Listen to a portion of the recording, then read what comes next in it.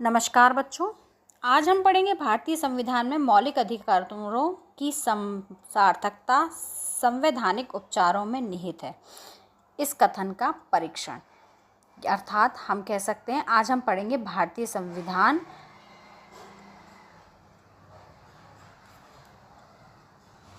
में मौलिक अधिकारों के समावेश का महत्व। अधिकार सामाजिक जीवन की उन दशाओं को कहा जाता है जिनके बिना मनुष्य प्रायः अपना पूर्ण विकास नहीं कर सकता। अर्थात हम कह सकते हैं अधिकार समाज की वे दशाएं हैं जिनके बगैर मनुष्य जो है अपने जीवन का विकास नहीं कर सकता। अतः व्यक्ति के पूर्ण विकास के लिए अधिकार नितांत आवश्यक हैं। यदि किसी भी व्यक्ति के विकास की हम बात करते हैं तो उसके विकास के लिए मनुष्य के जीवन का उसके विकास के लिए उनके अधिकार बहुत ज़रूरी होते हैं। उनको ही हम मौलिक अधिकार कहते हैं और वे अधिकार जो मनुष्य के जीवन के विकास के लिए बहुत आवश्यक होते हैं उन्हें ही हम मौलिक अधिकार कहते हैं। आधुनिक युग में प्रायः सभी लिखित संविधानों में मौलिक अधिकारों का उल्लेख मिलता है। आज के युग में यदि हम देखें तो जितने भी लिखित संविधान हैं पूरे विश्व के, उन सभी में मौलिक अधिकारों का उल्लेख मिलता है। ये अधिकार संविधान द्वारा प्रत्याभूत होते हैं। ये जो अधिकार होते हैं वो संविधान में लिखे जाते हैं। कार्यपालिका तथा व्यवस्थापिका के अतिक्रमण से इन्हें सुरक्षित रखा जाता है। कार्यपालिका और व्यवस्थापिका जो है वो इनमें कोई परिवर्तन नहीं कर सकती तथा न्यायपालिका उनके संरक्षण के रूप में कार्य करती है। और भारत में न्यायपालिका जो है वो मौलिक अधिकारों के संरक्षण के रूप में कार्य करती है। अर्थात यदि किसी के मौलिक अधिकारों को आघात होता है तो वह अपने मौलिक अधिकारों के लिए न्यायालय में अपील कर सकता है और न्यायालय उसके मौलिक अधिकारों की रक्षा करती है। मौलिक अधिकारों के महत्व पर प्रकाश डालते हुए भारत के भूतपूर्व न्यायाधीश श्री के सुब्बा राव ने कहा है, मौलिक अधिकार परस्पर प्राकृतिक अधिकारों का दूसरा नाम है। यदि हम मौलिक अधिकारों की बात करें तो मौलिक अधिकारों पर प्रकाश डालने के लिए भूतपूर्व न्यायाधीश श्री के सुब्बा राव ने कहा है कि मौलिक अधिकार पारस्परिक प्राकृतिक अधिकारों का दूसरा नाम है। अर्थात जो प्राकृतिक अधिकार होते हैं उन्हीं को ही हम मौलिक अधिकार कहते हैं। प्राकृतिक अधिकार मतलब ऐसे अधिकार जो मनुष्य के जीवन के लिए अति आवश्यक होते हैं।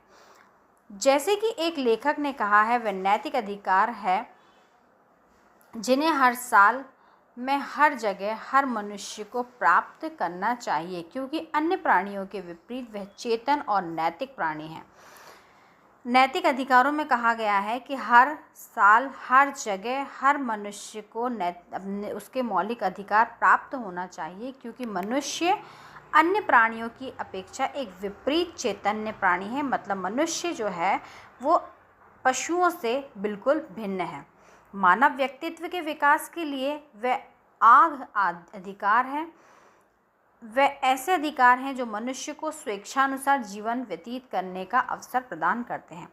मौलिक अधिकार ऐसे मौलिक अधिकार हैं जो मनुष्य को अपनी इच्छा से अपना जीवन यापन करने का अवसर प्रदान करते हैं। भारतीय संविधान द्वारा प्रदत्त मौलिक अधिकार।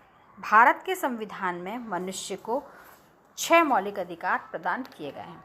यदि हम पहले संविधान निर्माण के समय की बात करें तो मौलिक अधिकार 7 हुआ करते थे, लेकिन अब भारतीय संविधान में हमारे पास 6 मौलिक अधिकार हैं।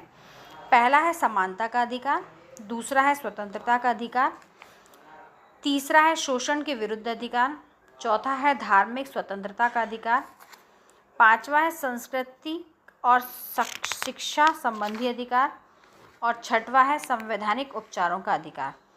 सातवां जो मौलिक अधिकार था जिसे समाप्त कर दिया गया है वो था संपत्ति का अधिकार, जिसे अब मौलिक अधिकारों की गिनती से हटा दिया गया है। ये अधिकार मनुष्य के जीवन के लिए अति आवश्यक होते हैं। किसी भी साधारण मनुष्य को यदि अपना जीवन सफलतापूर्वक सुगमतापूर्वक यापन करना है तो उसके लिए मौलिक अधिकारों का होना आवश्यक है, क्योंकि यदि मौलिक अधिकार नहीं होंगे तो मनुष्य का जीवन नरक तुल्य हो जाएगा।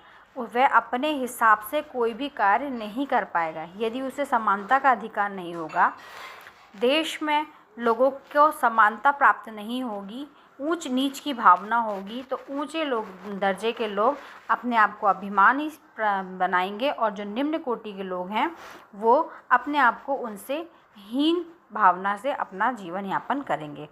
उसके अलावा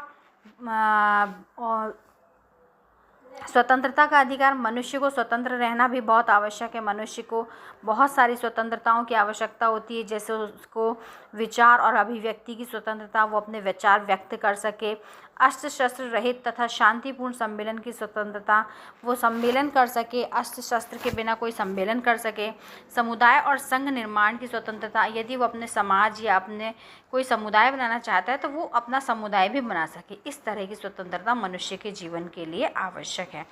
तीसरा है शोषण के विरुद्ध अधिकार। शोषण के विरुद्ध अधिकार का मतलब है कि मनुष्य का कोई भी शोषण ना करे। यदि कोई उसका शोषण करता है तो वो उसके विरुद्ध अपना कोई कदम उठा सकता है। धार्मिक स्वतंत्रता का अधिकार मतलब हर व्यक्ति को अपने अनुसार अपने धर्म को मानने की स्वतंत्रता प्राप्त होनी चाहिए।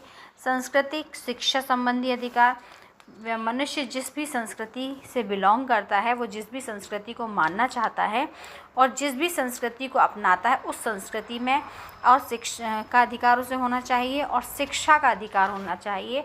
देश में रहने वाले प्रत्येक व्यक्ति को शिक्षा का अधिकार प्राप्त होना चाहिए। संवैधानिक उपचारों का अधिकार, इस अधिकार का ये अर्थ है कि नागरिक अपने मनुष्यों को अपने अधिकारों को लागू करने के लिए सर्वोच्च न्यायालय, उच्च न्यायालय की शरण ले सकते हैं।